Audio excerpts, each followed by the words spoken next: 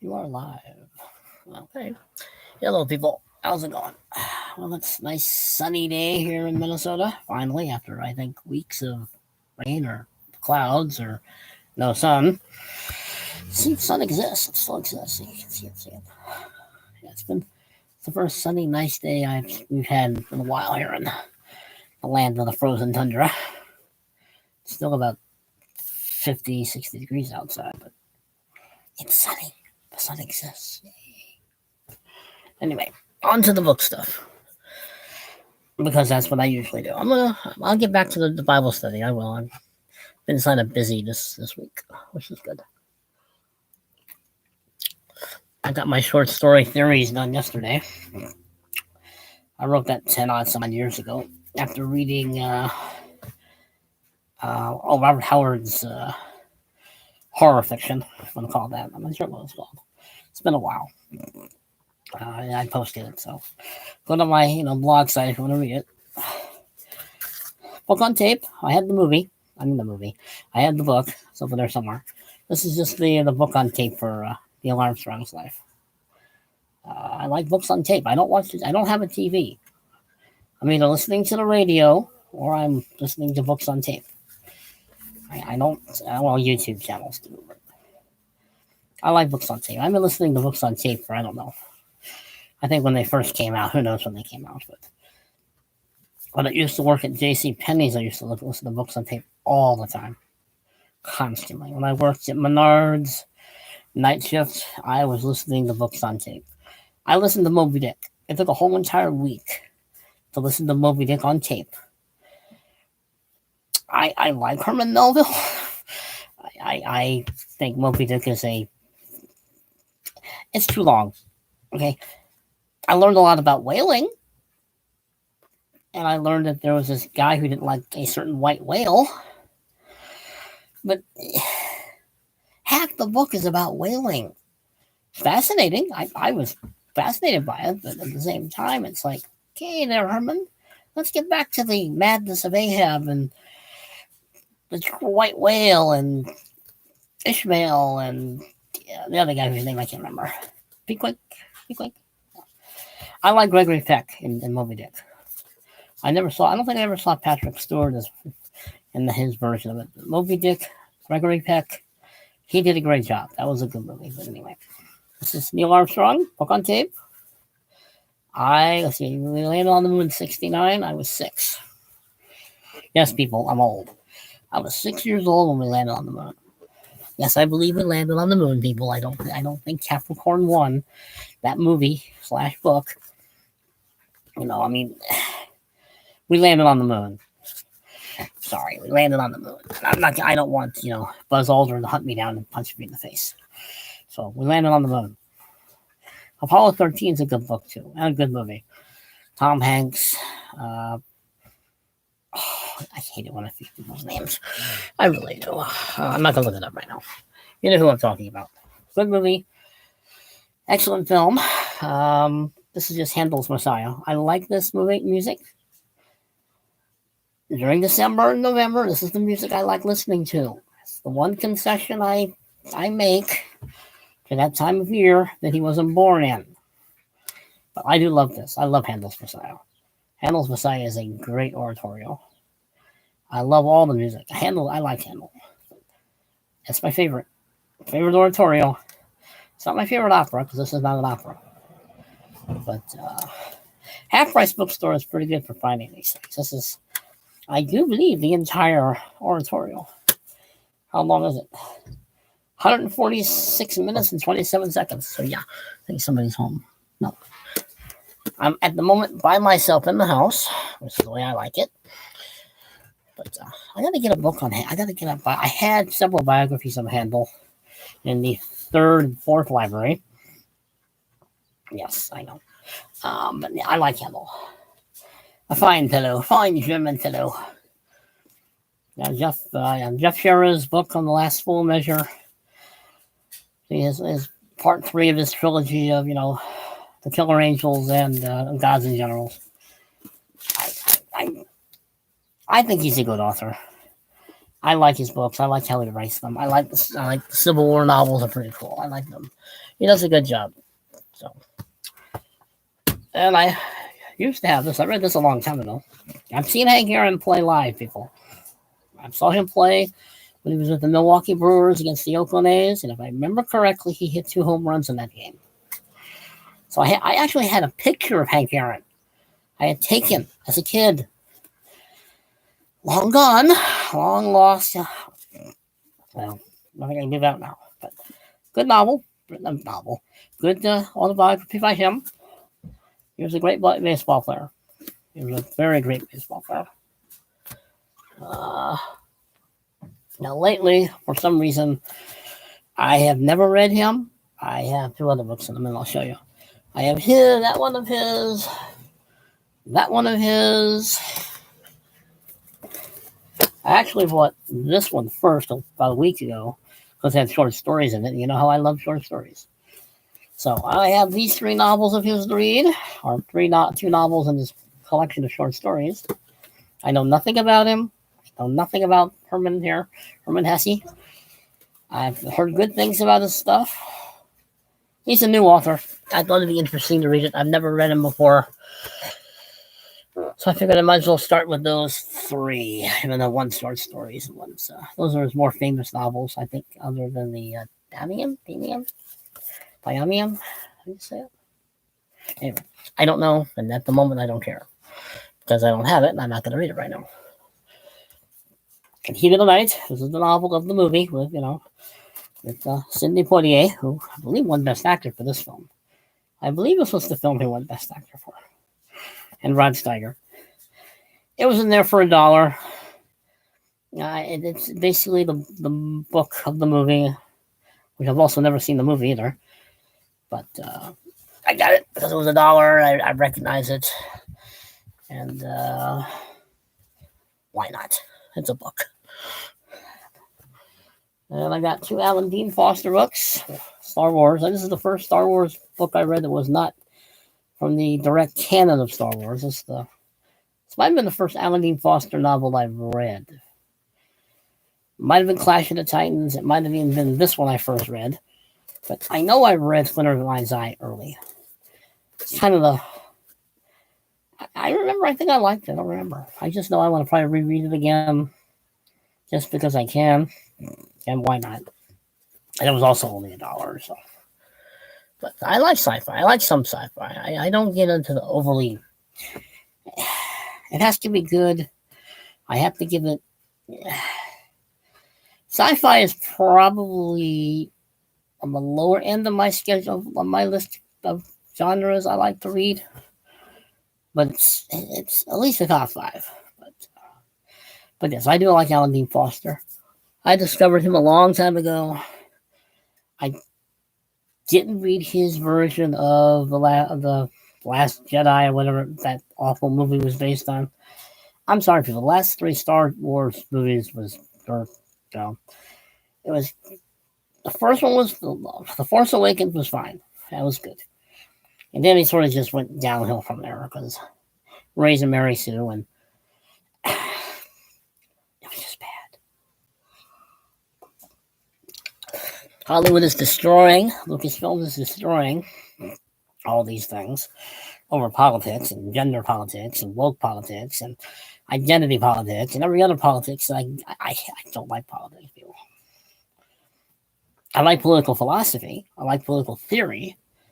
But when politics literally is making it impossible to be creative and to write good characters, then it needs to go. I'm sorry, it just doesn't. Oh, I know what this thing is sitting on the light pole. That's why it's out of whack. I got this one. Now, I've read some of his series. Not on this one, but I got this because I'm in the process of writing my commentary on the Bible, the Epistle of Philemon, which will be very short. It's not very short. They're a big book, so it shouldn't take that long. But I just started that. I thought this might be useful, helpful. I liked his other books I've used. If I remember correctly, I did like him. I think he's Scottish. Yes, world-renowned Scottish New Testament interpreter. I can hear a Scottish brogue in my voice when I do that. But should be good, hopefully. Well, it should at least be helpful. Doesn't mean it'll be good, but it'll be helpful. Or at least give me ideas of direction. I think I know what direction I'm going to go in my commentary on Philemon. I'm trying to get it to coordinate our, also point out what the church is doing to itself in this day and age. How it literally is. Well, it's an idea in the making. It's still in my head. It's going to stay in there. And I'm not going to talk about that much until maybe later. Because I know sometimes I know exactly where I'm trying to go with things like this. And then when I try to explain it to other people, I lose the power of speech. I think of what words are, and I can't talk. I think that's called being a writer. Now, this book I had a while ago. I had to get it again. Queen Victoria's Little Wars. It's a good book, actually. He's a very good writer. He's written one on the Boer War. I think it's the Boer War. I don't know if I have his. I know I have one on the Boer War, but I don't think it's his. I think it's Parkham's book. This is yes, the Great Anglo-Boer War. That's the one I had. Let's see. Okay, yes, this is a very good book. Cool book. Jefferson's War, the Americans' First War on Terror, 1801-1805, the Barbary Pirates. For you people out there who think that Islam is a peaceful concept, I'll be nice. I'm being nice. For the moment, I'm being nice. But people, history's not being taught. This is not being taught, people. Some warped version of it is being taught, but anyway, this is a good book. Jefferson. I'm iffy on Jefferson. I don't dislike the guy. I don't know if I would have voted for him if I'd been there. And it's odd, but he was a complicated man. He was interesting. He was complicated. It's very bright outside, and I like it. But anyway. But a book on the same subject that I bought a while ago was this one. Jefferson and the Tripoli Pirates, the Forgotten War That Changed American History. I don't know if it changed American history, but okay. He's a good author. I like him. He's the one I also got on that Andrew Jackson book on the Battle of New Orleans. He's done Sam Houston and the Alamo. I think there's one more. There's one more and I'm forgetting. That's okay. I'll end up buying eventually. Anyway. Oh yeah, George Washington's Secret Six. I think it's the making of the U.S. Navy. But interesting subject, forgotten subject, like the War of 1812 and the Korean War. I have to still get a book on Decatur and a few other people who fought in the war. But it is interesting. And it always annoys me to no end listening to people who have never studied a history. Oh, excuse me. They've never studied a history book, trying to act as if they've actually studied one and they have no clue what they're talking about. I can spot people who have no idea what they're talking about when it comes to history, because it all sounds like sound bites and from other people's opinion. When I write my commentaries on history, I try to keep my opinions out of it. That's the best way to write history. It ain't about you. It's about the history you're writing about. I mean, I have a very hard time reading a lot of today's history books because they're opinion pieces. They're not history books. They're opinion pieces. And hopefully, I don't think this book is an opinion piece. Hopefully, I've never read this book, so we'll see. Should be interesting. I mean, it came up to the War of 1812 after that, which I'm going to say, I think we basically, I remember England was fighting Napoleon at the same time, so we didn't exactly lose, we didn't exactly win, but neither did they.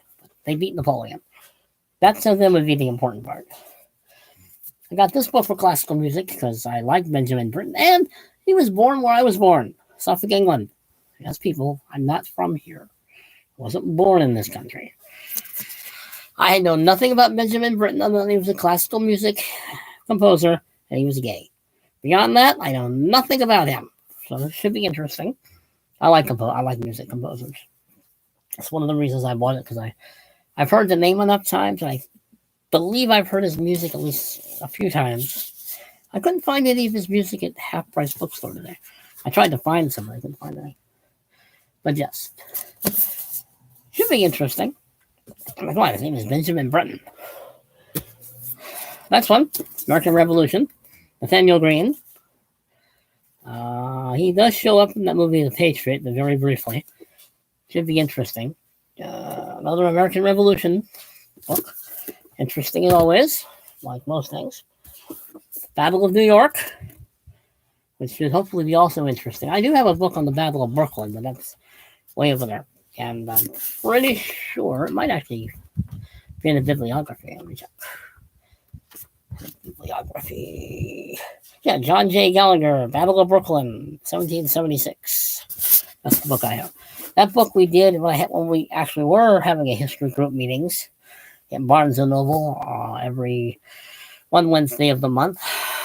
When this nonsense of the... anyway, the history meeting group hasn't met for almost a year and a half now. It literally we can't meet up. Barnes & Noble won't let it happen anymore. But I miss those. I miss history group. It was a lot of fun, all the guys, and with a few women here and there, talking about whatever book of the month we were talking about reading. I miss all that. I miss the camaraderie. I miss the interactions. It was fun. It was study ancient history, present day history, history in the middle, some people. We had a few guests. We had a survivor of the USS Indianapolis speak at our group. We had the son of Nikita Khrushchev at our group because he had written his biography about his dad. So I have met the son of Nikita Khrushchev. I think I had the book, but that would have been my third library if I had. But yes. Then I got all David Limbaugh's books on Jesus stuff. The Emmaus Code, Finding Jesus in the Old Testament. I figured I had his other book. I might as well get the other three. The True Jesus, Uncovering the Divinity of Christ in the Gospels. And Jesus on Trial, the lawyer affirms the truth of the Gospels. Now, I like his stuff. I like his books. I'm not sure I agree with every single thing he says or how he interprets it. But then again, it wouldn't make any sense if I did. But,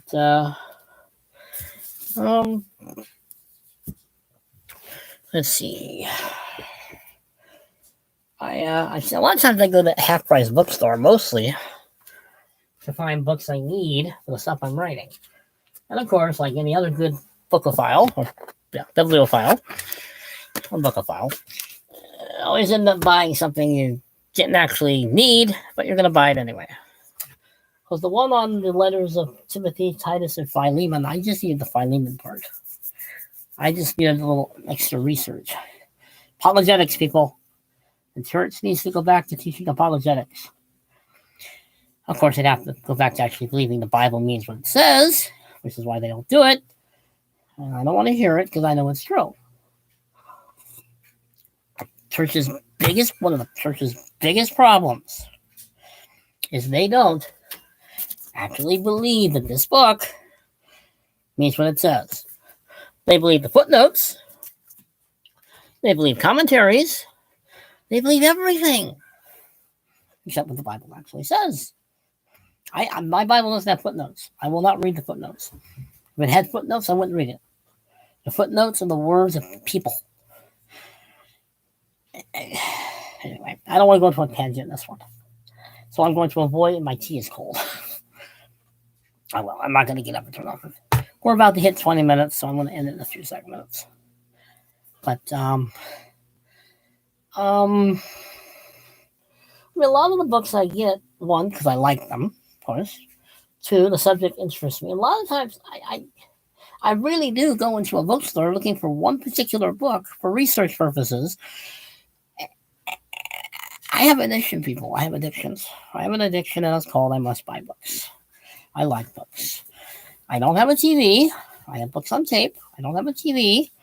I will watch YouTube channels that are on different subjects.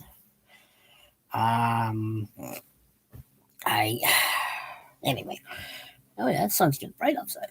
It feels good.